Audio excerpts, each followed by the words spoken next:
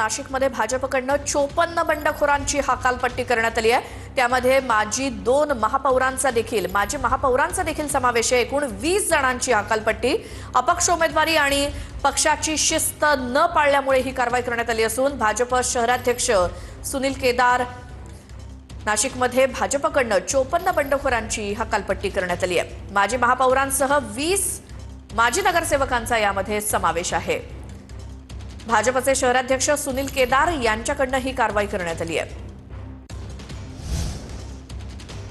तर खा त्यांचं मटण पण दाबा आमचं बटण असं गुलाबराव पाटील म्हणालेत। पार्ट्या जोरदार चालल्यात। जळगावातल्या सभेत गुलाबराव पाटलांचं विधान। कोणी म्हणे एवढे पैसे वाटणार आहे तेवढे पैसे वाटणार आहे, खा त्यांचं मटण पण दाबा आमचं बटण हेच सांगायला आलं। पार्ट्या चालल्या जोरात चालल्या। इथल्या पार्ट्यावाल्या बहुतेक आमच्या गाठीमध्ये तिकडे बायांना सगळं कळतं।